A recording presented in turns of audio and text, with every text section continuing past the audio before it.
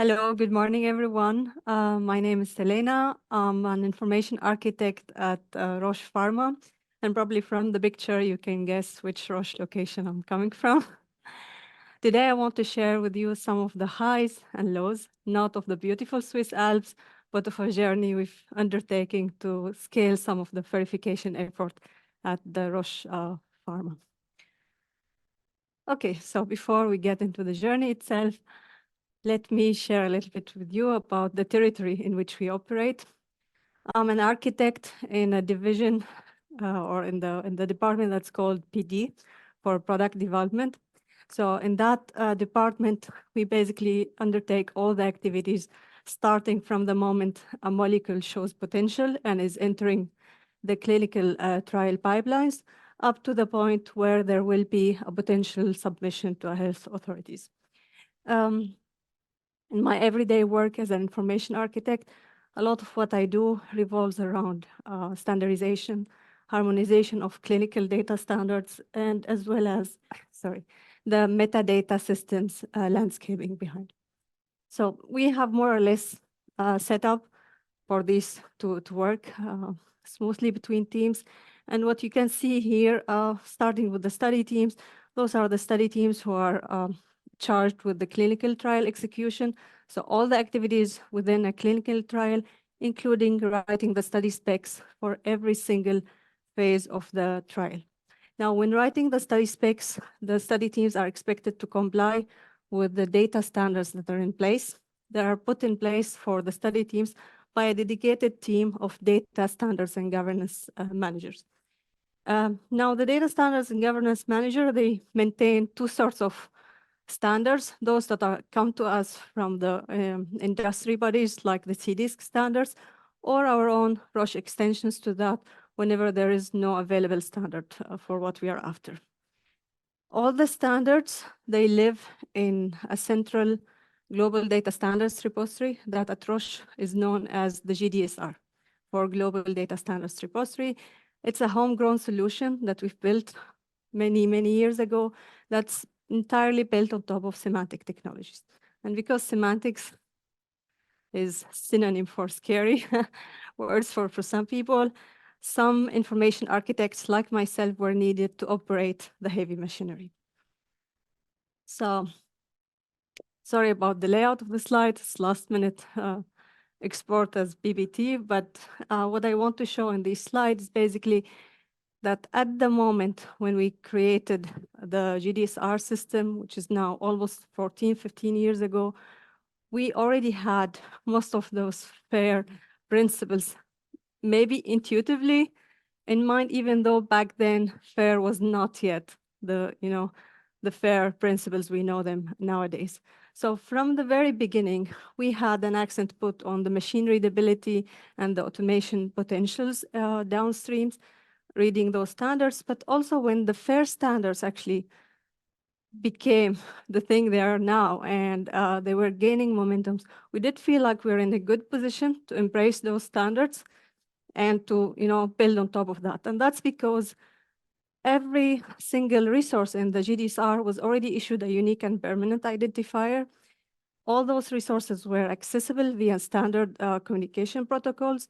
Even if the standard itself was decommissioned, there was still an archived version, dereferenceable, resolvable, using the unique identifiers. In terms of interoperability, we most of the time relied on existing ontologies. Unless there's no ontology that met our needs, then we had our own, but only then we really try to reuse as much as possible. And then finally, also for downstreams who were not really using the semantic flavor of the metadata, we also made sure that the metadata itself is exportable in different formats. So all in all, the setup that we had in place was supposed, or at least is supposed in theory, to work as the perfect cross-team collaboration. And it did, until the moment we started to scale, and then we had to ask our content owners, are you willing to take ownership of the content authoring process? And there the answer was like, nah, sorry. So basically what to do. We thought a little bit how we can do that.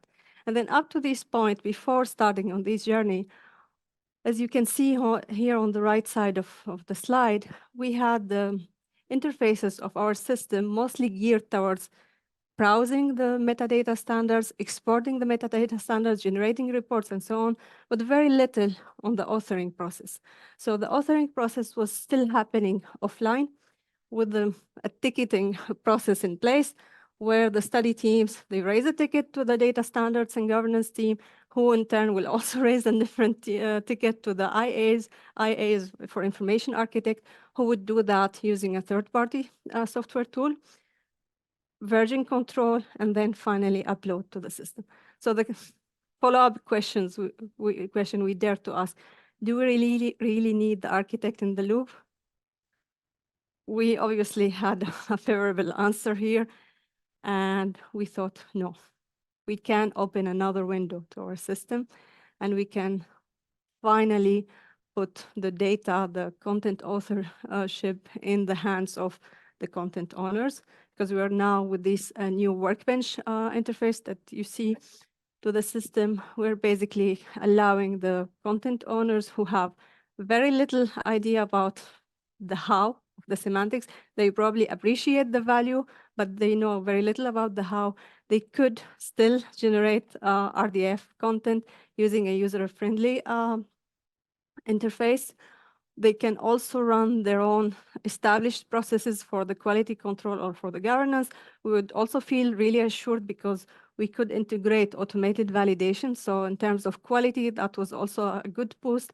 And last but not least, more importantly, we were accelerating the verification, right? Because now resources are born fair without necessarily needing an architect to assist for the delivery, right? Now the architect is free to focus on more fair scaling activities, more impactful activities. So when we started to build that interface, we already knew we wanted this to be model-driven, because everything we had in the system was model-driven. The system is designed in a way that it could be multi-tenant for multi-different use cases, so it made no sense that we will build front-end interfaces that are specifically made for the models we already have in place. So we looked for possibilities.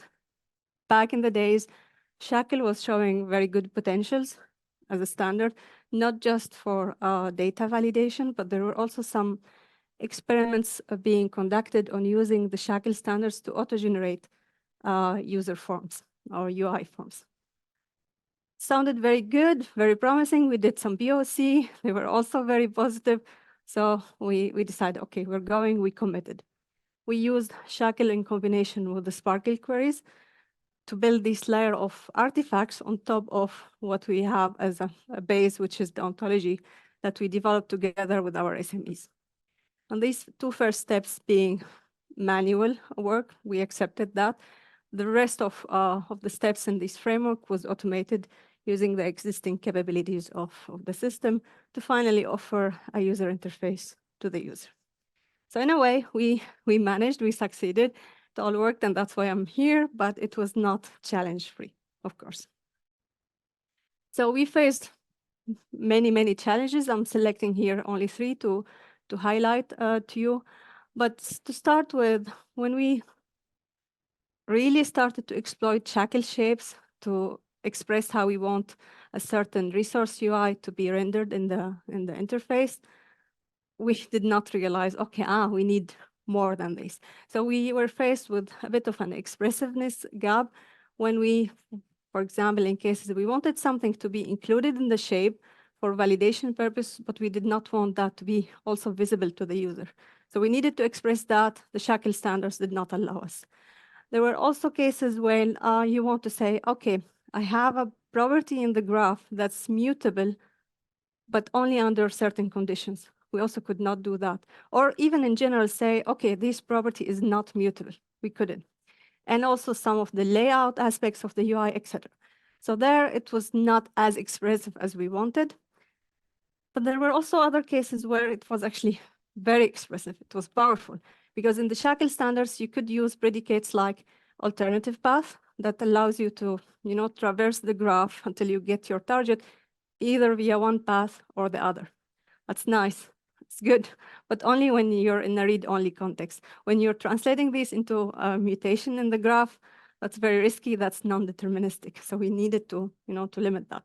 In these cases, it was easier because we had kind of easier because we had a shape, a meta shape on top of the shapes. Whenever the architect is using a combination of an editable like property and an alternative path, we say it's a faulty configuration. You're not allowed to do this. But then what we needed to do more was to bridge the gap when it was not expressive enough. For that, we had to create our own extension of the shackle standards. And here you see, you don't need to read everything, but basically in the highlighted parts, you see some examples of the predicates we introduced, like the editable, either with a static object or even an expression. That depends on how you traverse your graph. Where you want to store your changes, your mutations, you can also say, I don't want that in the union of the graphs. I want it in a specific graph. Searchability, because you can have multiple shapes on top of the same resource. If you show everything in the full text search results, there's redundancy. If you want to skip some of these, you have the possibility to label expressions. If we want to basically compose labels on the fly, we have this possibility and so on. So you see in general the idea of this extension. Another challenge we also had is that in a real operation world, not everything fits into the uniform create, update, read, delete, or what we call CRUD, right? Sometimes you need to trigger an action here or there. You need to act, right? So you need this procedural control that Shackle or any other semantic language for that purpose can't help you with because they're mostly declarative. So in cases like this, we try to, again, extend a little bit on the procedural control we have, and we created that concept that we call now action shapes. Action shapes is something that you can attach a component to, and then this component would take care of that procedural part of your logic. Now, what we opted to was something HTTP based.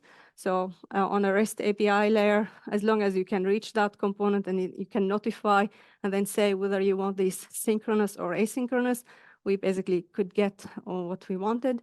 I'm aware of other approaches in the literature with people, mostly maybe in the Shackle API itself. They're trying to mix with JavaScript technology. I think either way, but the purpose is still the same. Basically is having more procedural control. Last but not least, in the challenges, we were also faced with the realization at one point that what Shackle offers and what was the distinctive disruptive feature of Shackle as compared to OWL is that Shackle allows you to run closed word assumption validation, which sounded perfect for our purpose because we're in an operational context, right? We did need to close that word for validation.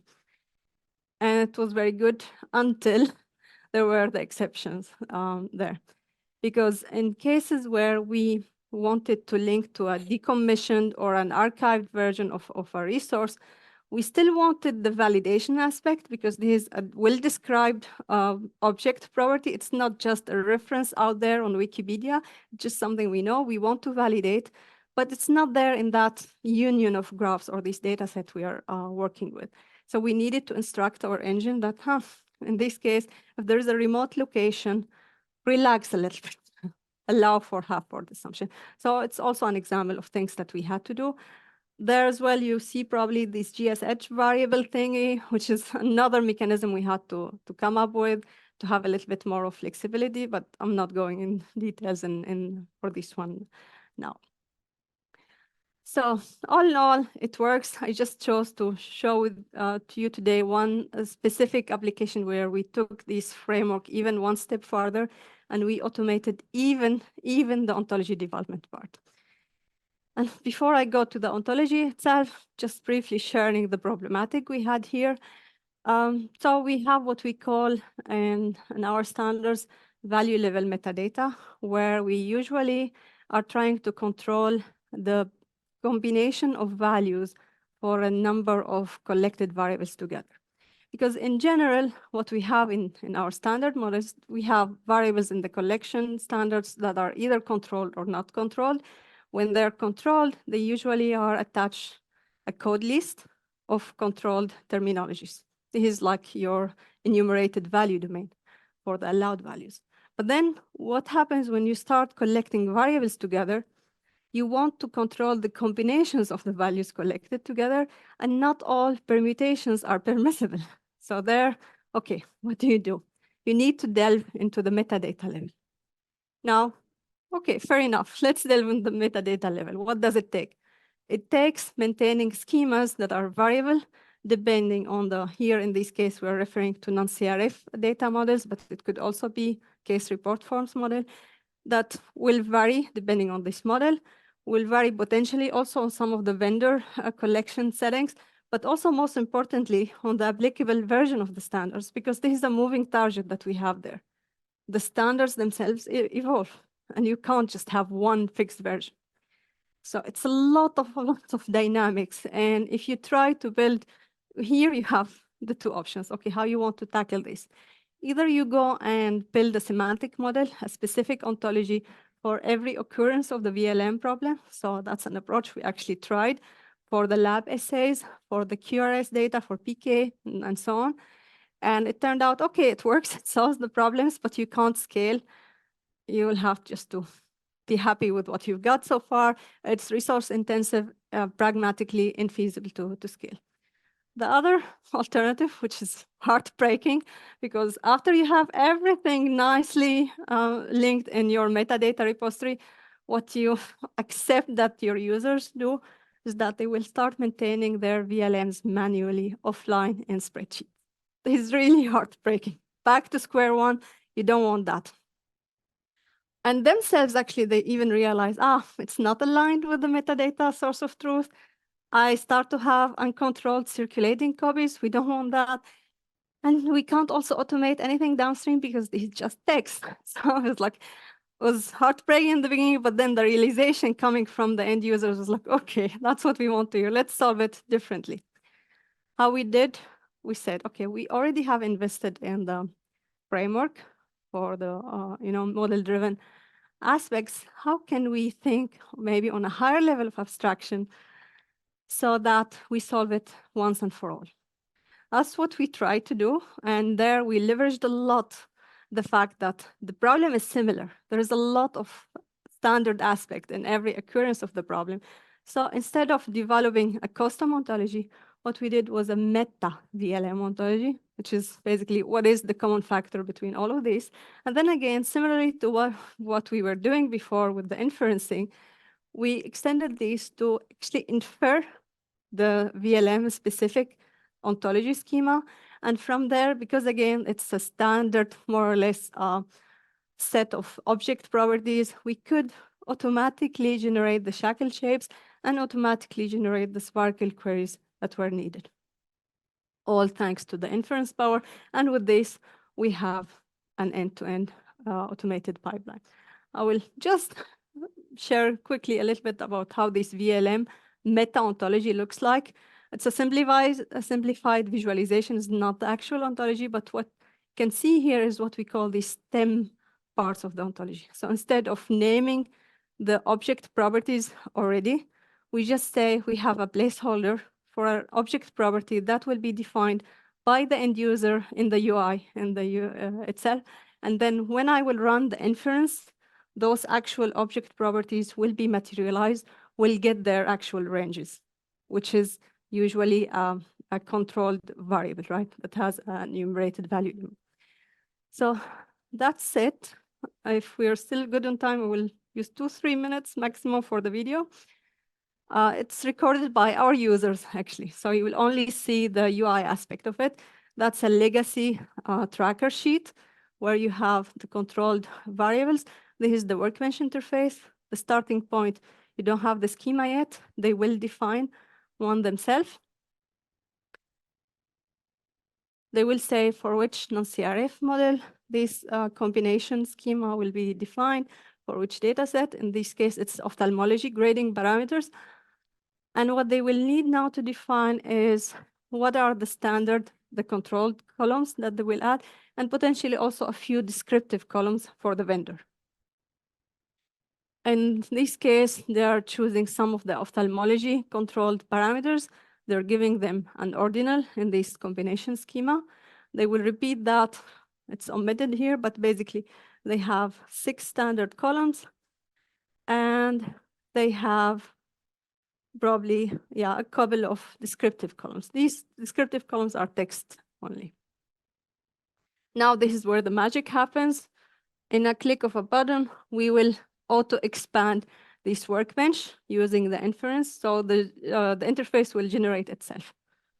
They get a notification that they have to refresh their window. And what they will get is these automated views. Now, it's not all. You still need to basically import to include the combinations that were in the trackers. But here also, probably in the video, they're first going the route where they can add a combination in the UI directly. Okay, you see every dropdown is being linked to the source of the values these control variables can take, and only those, no more. Good. That's how it looks. The chips means it's an object, basically. It's a recognized object. Alternatively, because we had legacy data, we had to perform lookup operations. And for that, we had also a little parser component that would do the job. Happy, fairness is restored. Semantic links are also restored, and we have what it takes. Now I can probably skip this last part. It's just about editing a parse combination. So let me just conclude with the takeaways. So implementing FAIR or scaling FAIR, it's something that I think we all agree it has to start with the leadership mindset on embracing and endorsing the desire of an organization to implement FAIR, but it will also need the combining technological shift to allow this to happen. And we kind of had that in a way with the GDSR system as demonstrated. We were in a good position, but was not enough.